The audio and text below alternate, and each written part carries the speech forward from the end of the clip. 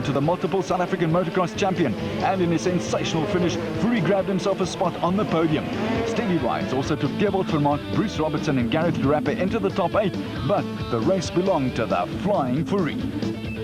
However, Topless had the perfect start to the race and the season. Well, got the whole shot. I wasn't expecting, I didn't get out the gate so fast, but Kamau Suzuki seemed to get the legs down the long straight.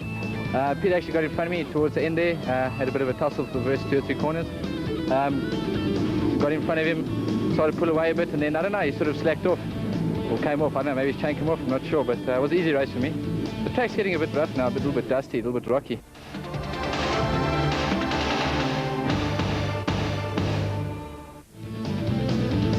Pro Quad champion Christo van der Merwe started his season on a high note.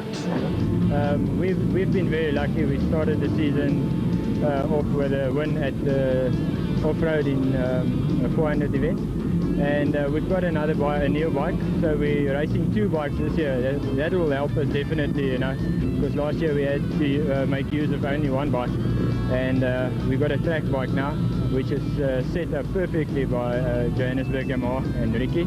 And I must say, I've only tested it this morning and it's flying. I hope I can just hold on to it. It was the charge of the heavy brigade at the start of the first Pro Quad heat. Powered by 250cc motors, the modified quads are tremendously quick, but they can be a handful. Brendan Martin was quick to find this out when he took an early tumble while trailing early race leader Christo van der Merwe. The unfortunate Martin was thrown clear of the quad, but by the time he managed to get going, the rest of the field was long gone.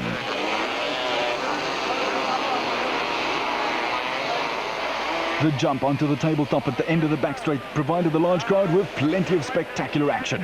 Christo van der Merwe had opened up a comfortable early lead on the Johannesburg Yamaha Banshee, and after a poor start, main rival Jacques Strubich on the Jojo Tanks Honda found himself way down in ninth with plenty of work to do. Brennan Martin's early tumble hadn't done his cause much good, and he also had plenty of work ahead of him.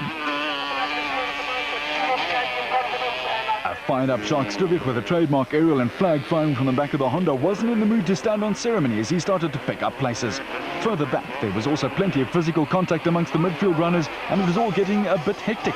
Christo van der Merwe had a slight cushion on Sean Rademacher, but looming up behind the pair was Jacques Strubich, whose spectacular riding style has rocketed him into the top of the Super Series 98 and national off-road racing. Paul Breckel in 4th place led a bunch of riders who were starting to lose touch with the trio up front.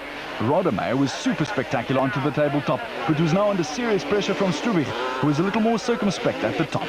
It looked to be only a matter of time before Strubich was up into 2nd and chasing after van der Merwe.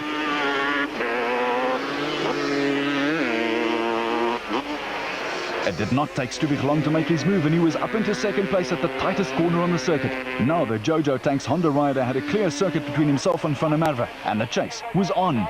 Sean Rademacher was trying to hang on to the flying Strubich, but was rapidly losing ground, and it was clear that this one was going to be between the Johannesburg Yamaha Banshee and the Jojo Tanks Honda.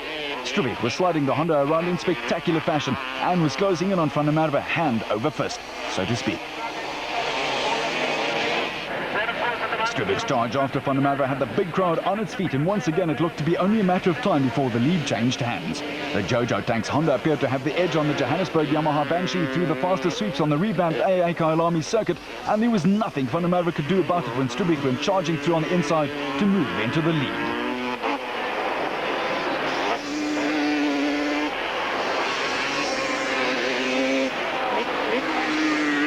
Further back, there were problems for Peter Breckel on one of the Brasco Yamahas, and he lost a hatful of places. Race leader Jacques Strubich was now in amongst the back markers and wasn't taking any prisoners. It was a masterful display from young Strubich, who was rapidly pulling away from Christo van der Merwe, who was also now in amongst the back markers. Strubich was in complete control of proceedings and had a 6 or 7 second gap over van der Merwe. To his credit, the reigning Super Quad champion hadn't thrown in the towel and was still chasing after the race leader. It was a losing battle, with van der Merwe gradually dropping back and unable to get close enough to Strubich to try and put the Honda rider under any pressure whatsoever.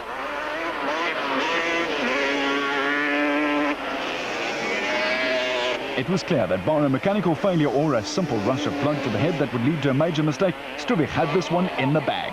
Van der Merwe was a lonely second, but out on the racetrack there was plenty of other action. Peter Breckel was back in it, and ahead of Lizzie Botha and J.A. Spijkerman, momentarily held up Strubich. The last thing Strubich needed was to fall foul of a back marker, but he was quickly past the pair with only a couple of seconds lost. There may have been a letdown on Stuvich, but Botha and Spijkerman were locked in a battle of their own. Botha on the big Polaris machine was having to pull out all the stops to stay ahead of Spijkerman, who was aboard a Yamaha Banshee. While Stuvich continued to pick his way through the back markers, another good battle had developed between Peter Breckel and Darius Venter, who were on the fringes of the top 10. Breckel and Venter were just ahead of the Botha-Spijkerman confrontation, with not much between the four riders.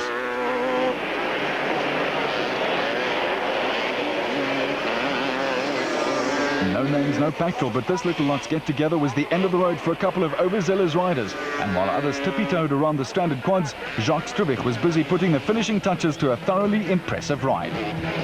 Stuvich on his Honda was a comfortable winner ahead of Van der Merwe, Rademacher, Paul Breckel and Francois Coetzee, with Brendan Martin recovering well to finish 7th after his early race tumble. A terrible start. I was pushing through the bushes, but recovered well. The track's well prepared. It's nice, it's quick, and it's enjoyable. It's just hot.